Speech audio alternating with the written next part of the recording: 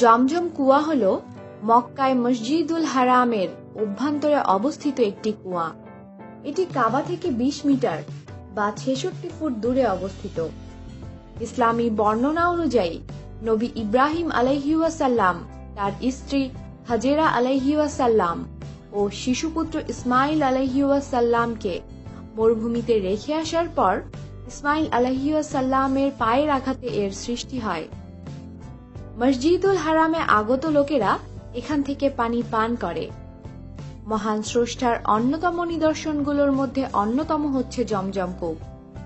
আশ্চর্যের ব্যাপার হলো, এই কূপের পানি সৃষ্টির পর থেকে আজ পর্যন্ত এক মুহূর্তের জন্য নিঃশেষ হয়নি বা শুকিয়ে যায়নি।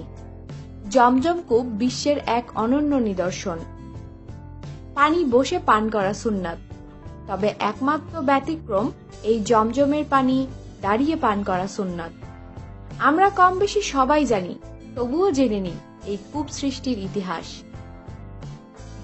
হযরত ইব্রাহিম আলাইহিওয়াসাল্লাম আল্লাহর আদেশে তার দ্বিতীয় স্ত্রী হযরত হাজেরা রাদিয়াল্লাহু আনহুকে ও শিশু হযরত ইসমাইল আলাইহিওয়াসাল্লাম সহ আরবের মরু অঞ্চলে নির্বাসিত করেছিলেন।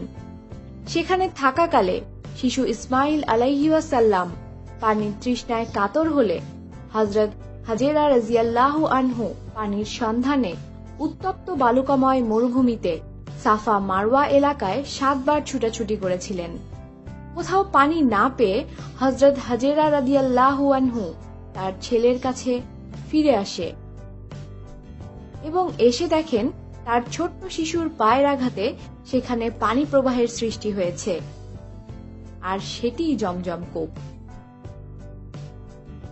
অন্য বর্ণনায় জানা যায়, শিশু ইসমাইল আলাইহিওয়াসাল্লামের কান্না দেখে মহান আল্লাহ তার ফেরেশতা হযরত জিবরাইল আলাইহিওয়াসাল্লামকে সেখানে পাঠান।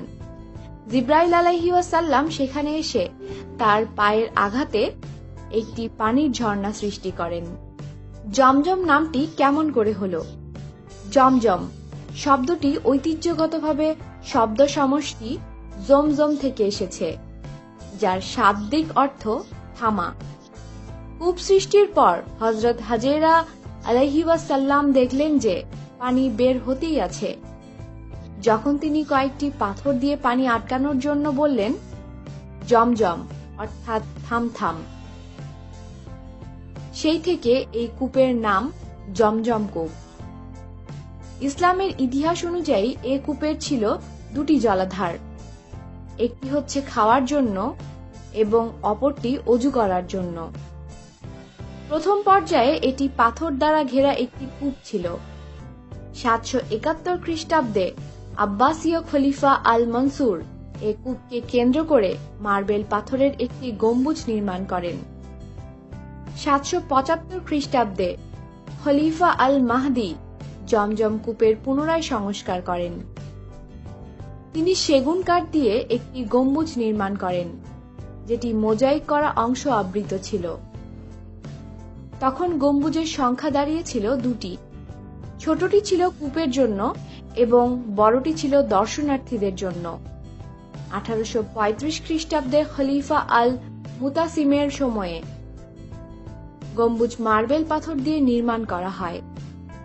জমজম কূপকে আধুনিকায়ন করা হয় ১৯১৫ সালে অটোমান সুলতান আব্দুল হামিদের সময়ে। তিনি এ কূপের কাছ থেকে সব বাড়িকে সরিয়ে তাওয়াফ করার স্থানের বাইরে নিয়ে যান। বর্তমানে এ কূপের পানি ঝর্ণার সাহায্যে মসজিদের পশ্চিম অংশে স্প্রে করা হয়। জমজম কূপটি ৩০ মিটার বা ৯৮ ফুট গভীর, যার ব্যাস ৩ ফুট ৭ ইঞ্চি থেকে ৮ ফুট ৯ ইঞ্চি। প্রথম দিকে এ কূপ থেকে পানি তোলা হতো দড়ি বা বালতির সাহায্যে। বর্তমানে এ কূপের একটি নিজস্ব ঘর আছে।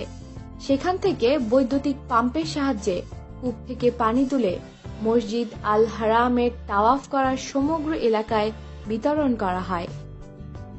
কূপের ওপর অর্ধেক উপত্যকার পলল বালুকাময়, সব উপরে ১ মিটার কংক্রিটের এবং নিচের অংশ জমাট শিলা দ্বারা তৈরি। এ কূপ সম্পর্কে বিজ্ঞানীরা বলেন, এ কূপে পানি এসে থাকে ওয়াদি ইব্রাহিমে বৃষ্টিপাত শোষণের মাধ্যমে। তবে শুষ্ক মরু সৌদি আরবে এত পানি প্রকৃতই কিভাবে আসে সেটা আল্লাহর এক নিদর্শন। কারণ সমগ্র আরব শুকিয়ে গেলেও জমজম কূপ সৃষ্টির পর থেকে আজ পর্যন্ত এক মুহূর্তের জন্য এর পানি নিঃশেষ হয়নি বা শুকিয়ে যায়নি। সৌদি আরবের ভূতাত্ত্বিক জরিপ বোর্ডের জমজম কূপের উপর একটি গবেষণা কেন্দ্র রয়েছে। তারা কূপে পানির স্তর, তাপমাত্রা এবং অন্যান্য উপাদান পরীক্ষা করে থাকে এবং নিয়মিত ইন্টারনেটের মাধ্যমে তথ্য পরিবেশন করে। কূপের তলে পানির স্তর 10.6 ফুট।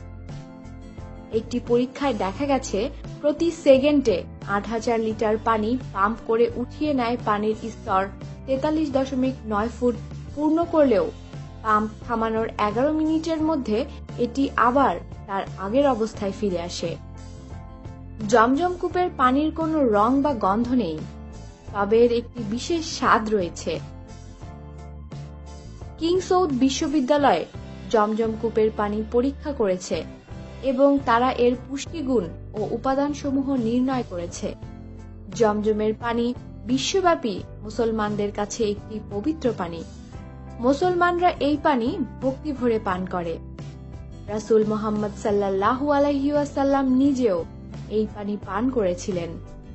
সুতরাং এই কথা নিশ্চিন্তে বলা যায়, জমজমের পানি পান করা বরকতময়। আমাদের সাথেই থাকুন আর অবশ্যই সাবস্ক্রাইব করুন।